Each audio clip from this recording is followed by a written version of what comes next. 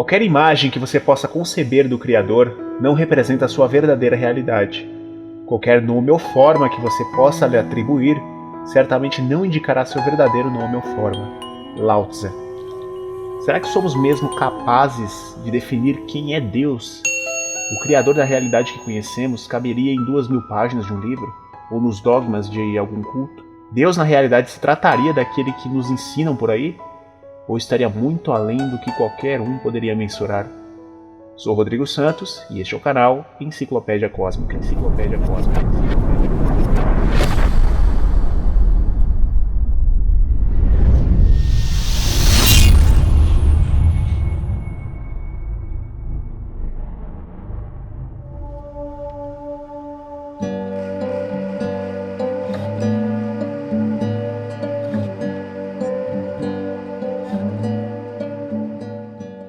O Criador tem muitos nomes, assim como o nosso mundo tem muitas línguas. Não só muitas línguas, mas também muitas culturas, filosofias de vida, sociedades, indivíduos. Cada um criando suas leis à sua maneira. Já tem sido assim há muito tempo. E de forma religiosa não poderia ser diferente. Percebe que a lei que rege aqui na Terra se assemelha muito com como dizem que é nos céus? Deus imperador sobre todos, seus mensageiros diretos e muitos meros servos. Um Deus que ama seus filhos, mas vai punir quem desobedecer o que ele diz, e isso sendo passado por alguns de seus mensageiros, entre aspas, padres, pastores, bispos, apóstolos, entre outros. Um Criador dito onipotente, mas que dá vida à figura do mal, ou o diabo se preferir, para que ele possa ser um culpado cabível para o caos. Dito onipresente, mas você precisa ir a um templo para buscá-lo, e ainda por cima o chama de casa de Deus. Pontos em que, com o mínimo de raciocínio lógico, enxergamos que não faz o menor sentido. Conceitos de divindade que tomam formas humanas, por dentro e por fora. Homens criando a Deus conforme a sua imagem e semelhança, se tornando um ser ciumento, vingativo, possessivo e exclusivo. O que poderia se esperar de seres primitivos criando deuses, senão deuses igualmente primitivos? E é somente o questionamento que poderá lhe entregar as respostas. Não tenha medo. O questionamento dentro da religião é dado como proibido, já na espiritualidade ele é certamente necessário. Pois o religioso não é necessariamente espiritualizado, e o espiritualizado não é necessariamente religioso. Você é capaz de se livrar dessas amarras mentais? Ou melhor, você quer se livrar delas? Já refletiu no quanto um paradigma de medo pode ter sido prejudicial a você? Será mesmo que ter medo de seu próprio pai e criador é uma forma evoluída de religião ou de reconexão com o divino?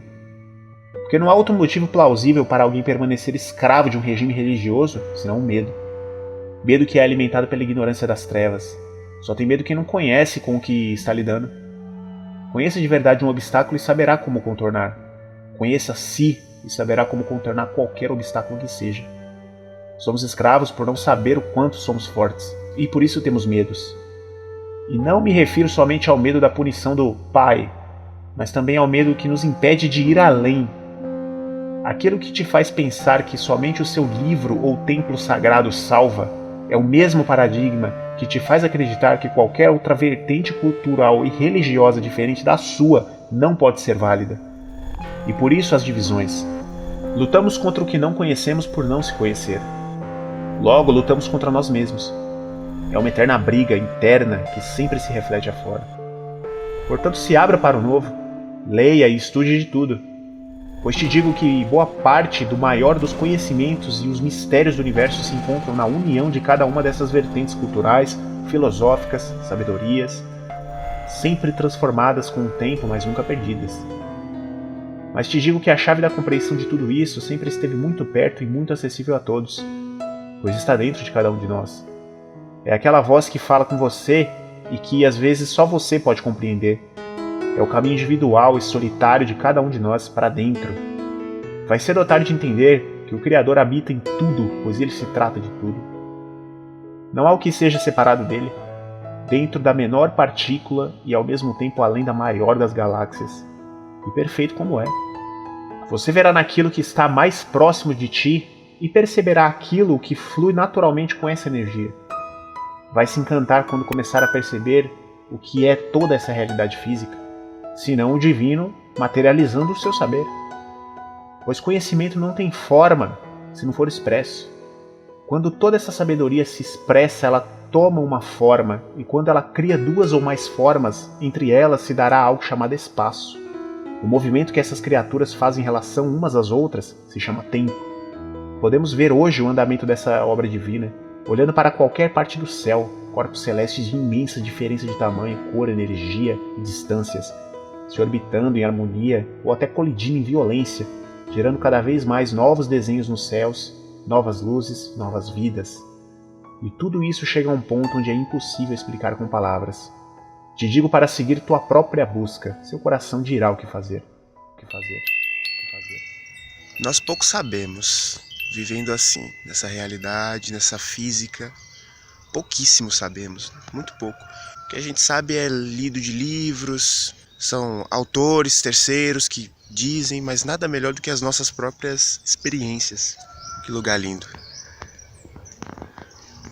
E se de fato existe Deus, ou qualquer outro nome que você possa chamar, a gente nunca vai saber. A gente sempre vai se prender a paradigmas, a livros, a teorias, e nunca vai saber de verdade até encontrar com ele. E aí não há encontro total e 100%, assim, encarnado aqui. Mas há conexões. É possível você se conectar aos poucos. E aí vai da experiência pessoal de cada um. Você não vai encontrar Deus sentado em um trono nos céus. Isso não existe. Mas eu acho que, pelo menos pela experiência espiritual e pessoal, você encontra Deus num lugar desse assim. No verde, na planta, na folha, na chuva, no sol. Ou seja, na coisa mais abundante que ele deixou pra gente aqui no mundo. Porque se de fato ele é um ser onipotente, onipresente, onisciente, e essa ciência dele tá muito além do que nós podemos imaginar, ele não ia ser tão medíocre a ponto de se esconder nos céus ou em algum lugar geográfico. Não, ele ia estar presente sim. Na maior abundância possível ele ia estar presente do nosso lado, nos acompanhando, vivendo conosco, que é para ser vivido aqui e agora, o tempo todo. Então basta procurar, procure e você encontrará na abundância. Porque por mais que o homem já tenha desmatado muito, extinguido vários animais, enfim, entre outros, o que prevalece ainda é a abundância da natureza, seja em solo, seja em água, seja nos céus, no universo.